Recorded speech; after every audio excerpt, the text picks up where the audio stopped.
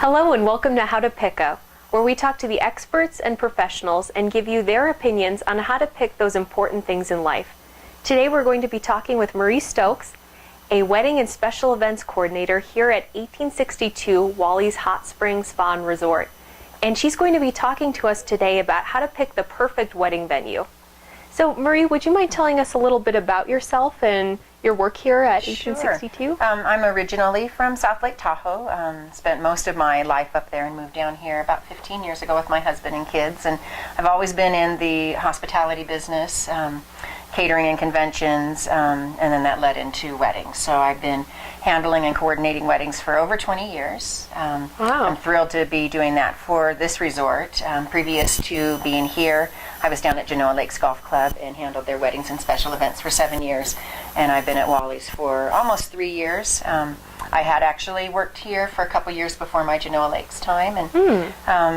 But again, I'm coordinating and doing weddings for over 20 years. So. Wow, quite a resume. Yeah, that's great. It's a fun business. Yeah. So what made you want to become a wedding planner? That kind of just happened because of the nature of the places that I worked. Again, I've always been in the hospitality business, hotels, restaurant management, and then worked my way into catering offices, and there's always weddings as part of catering events. You know, I did company events, company retreats, huge business meetings, holiday parties, but weddings has always been an integral part of my business mix. So it was something that just became natural, helping somebody to plan, you know, that most special day in their life. Yeah. It's an honor. I do feel honored and blessed to be able to do that for people, and that they select where I work. And most of the time it's, I feel like they're choosing me because I'm very hands-on with the wedding. So it was just a natural progression. Yeah. Well, that's wonderful. So I guess maybe it's probably redundant, but what would be your favorite part of your job?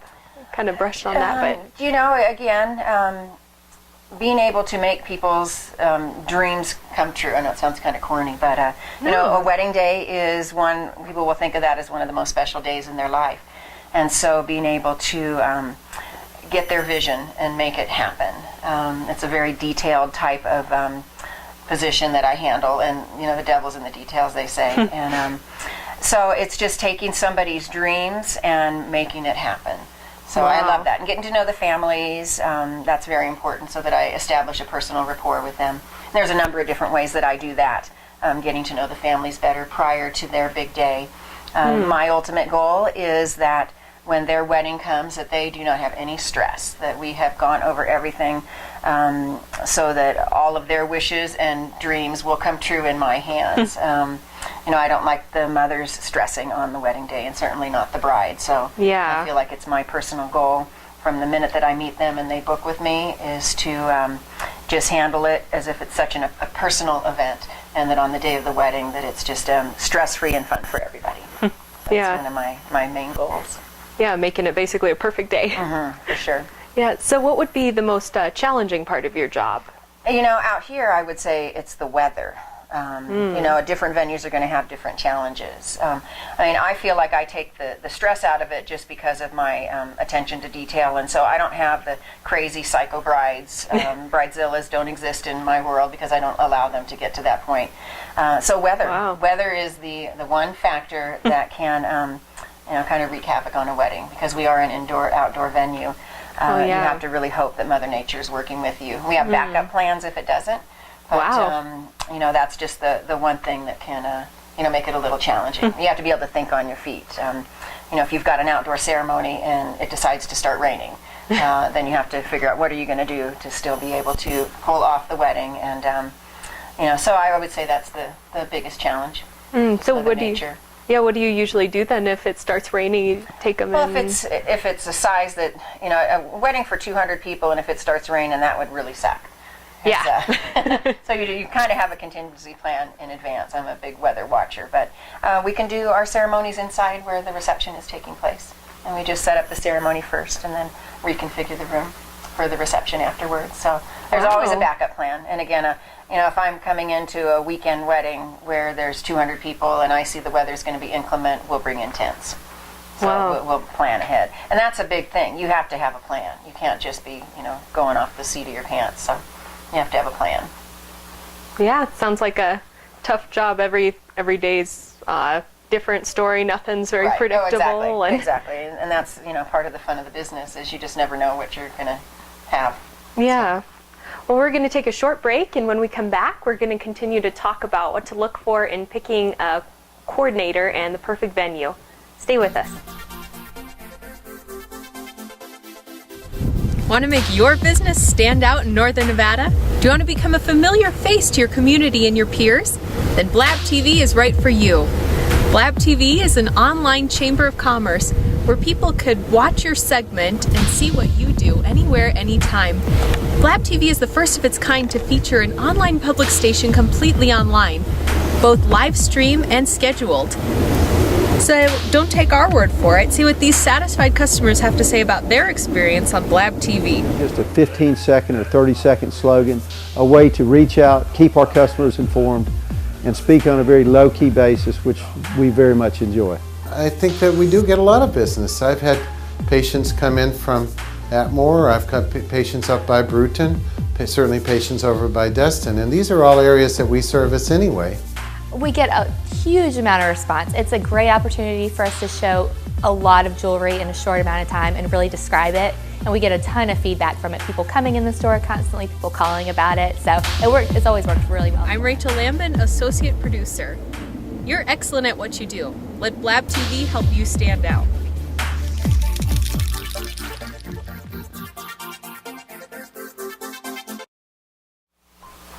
Hi, and welcome back.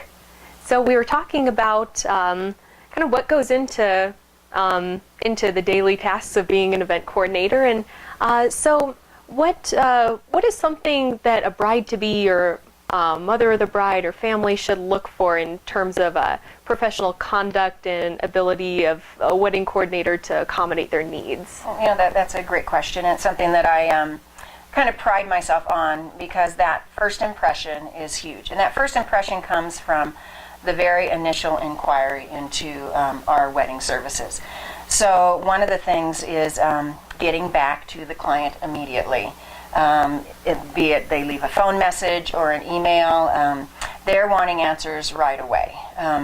So that's one of the first things that I commit to is getting back to my clients the day they call, the day they email, with the exception of my days off, and then I try and refer people to my email. So that's number one most important, is setting that first precedence that you are going to be there for them immediately. I've talked to so many people that they say, "Oh, thank you so much for getting back to me right away." I don't get that same service from so many other places, and I don't understand that, because how do you book business if you're not going to first be prompt in getting back to people that are inquiring? So when I have my initial contact with a bride or with the mother of a bride, I encourage them to come out and view the venue.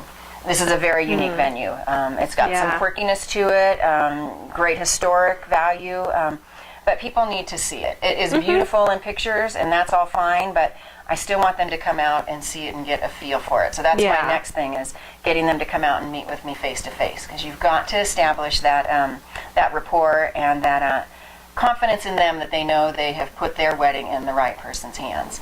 So when I meet with a client, I'll give them a thorough tour of the venue, answer any questions while we're there physically looking at everything.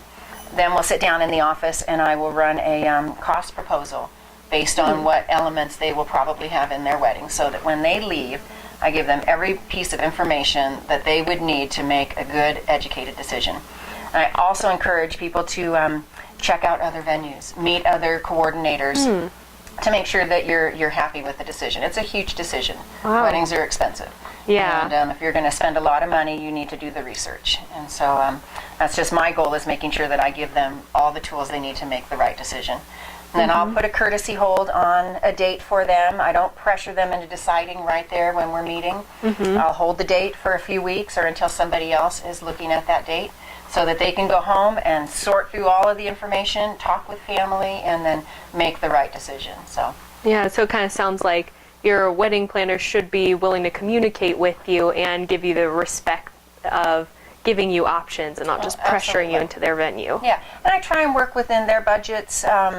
We certainly have a set fees and set pricing, but Depending on when they book, if someone is looking to book 2 months out on a primo date, and I don't think I'm going to be able to book that date, I negotiate, and I will absolutely work with them on their budget. And that's huge, is setting a budget as well, and trying to help them stay within their budget.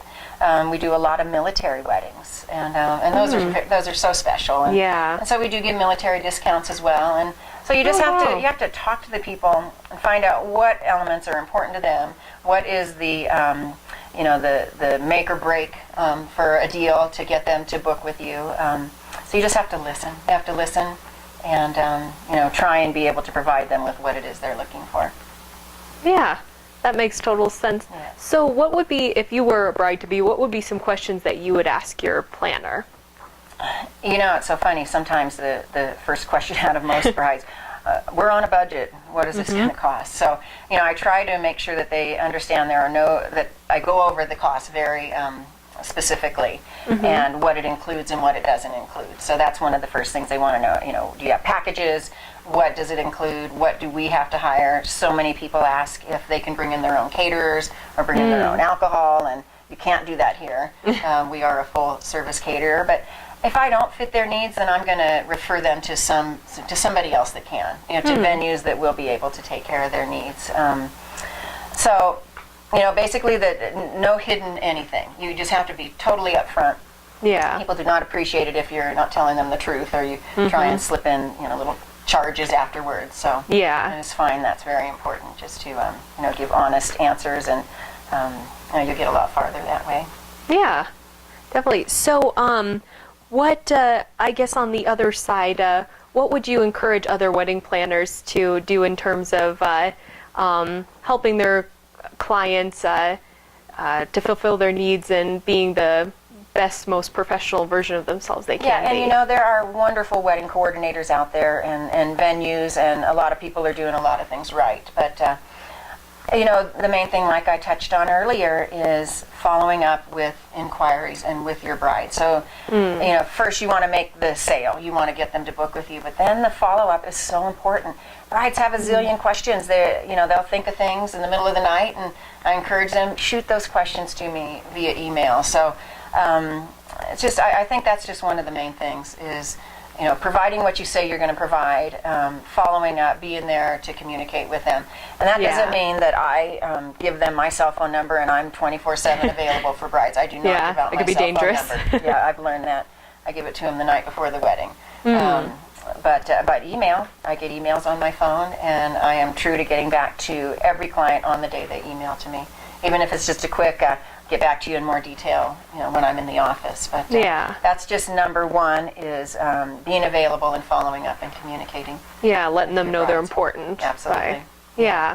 So, in terms of David Wally's, what do you think makes it advantageous over other venues in terms of? There is only one David Wally's resort, and that's what's awesome. There are a lot of beautiful golf resorts that have lovely wedding venues. I worked at one for a long time at Genoa Lakes, and it's beautiful there. But we're unique. It's a great guest experience. You've got people coming from out of the area, and they can stay here at the hotel and get a chance to experience some old Nevada, with the mineral hot springs, which are fabulous. You just walk around the resort, and it is unique and it is different. And I think that's really, really a huge benefit to having an event here.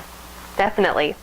Well, we're just going to take another short break, and when we return, we're just going to talk about some common trends of weddings today, and so stay tuned with us.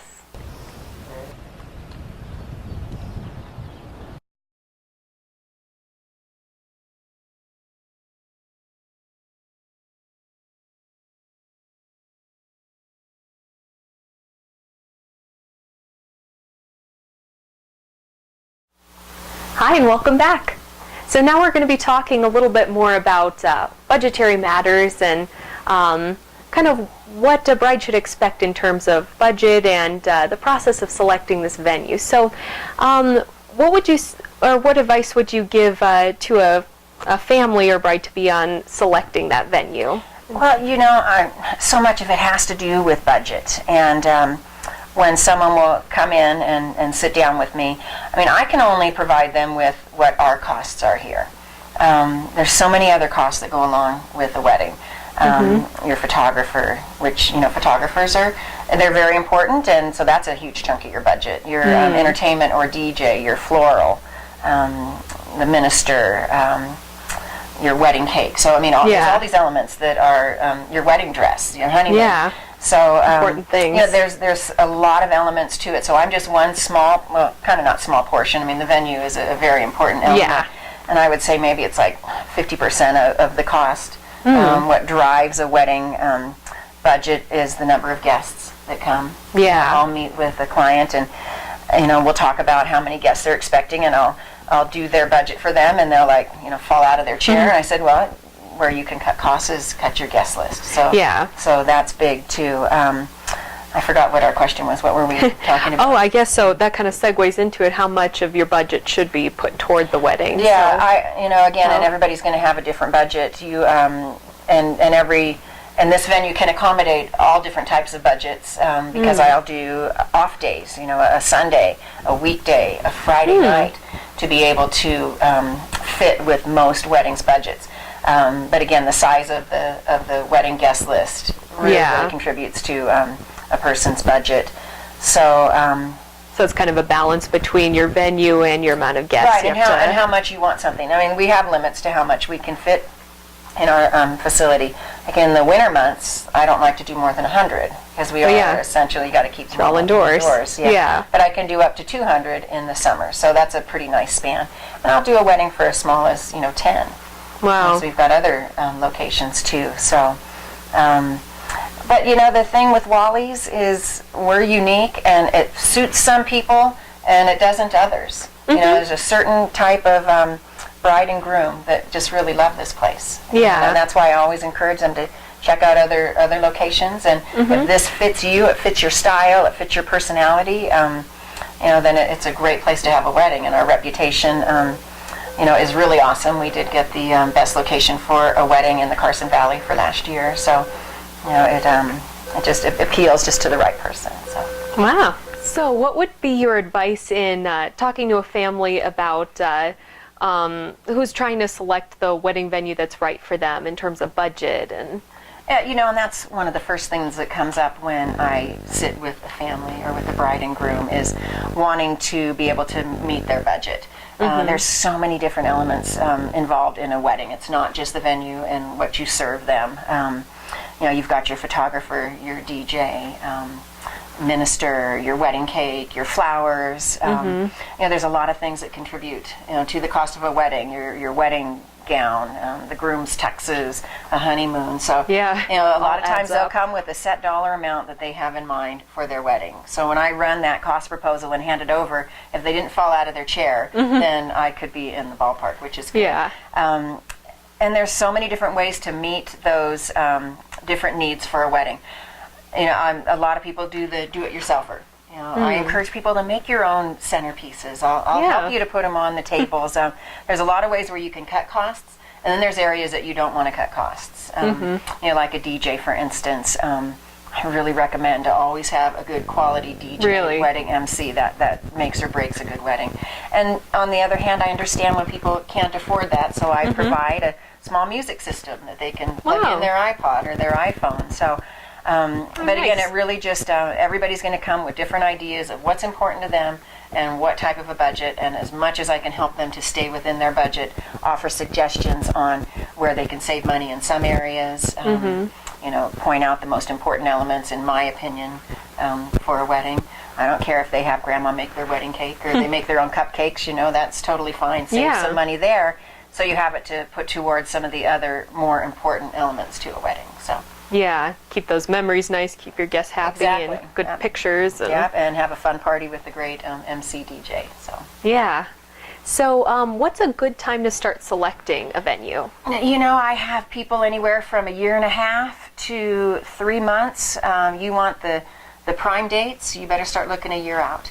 Wow. Especially for here. June is lovely. May is lovely too because it's not quite so hot. So May through October, I encourage, and I see a lot of a year out, but I'll get people that'll book 2 months out on a prime date that might just be sitting there, or I may have a cancellation and a good date is there. So it really just depends on how much your heart is set on a particular venue. If you want to get married up at Edgewood, for instance, and you want to get married on June 20th, you better have booked a year out or more. Yeah. And so that's almost the case here as well. So my prime dates, you want to start looking, 9 months to a year out. I don't like to book more than like 15 months out, just because the chance of cancellations is a little bit greater the further out that you book. Yeah, so try not to leave it up to dumb luck, but try to... Yeah, absolutely. So, but dumb luck sometimes works too. I've had a number of those. Just got lucky. Yeah, that would be great. So what are some common, like, popular themes in weddings that you see nowadays? Everybody looks on Pinterest and going online and seeing ideas, and it's probably harder for a florist and some of the other people that are service providers than for me, because my venue is what it is.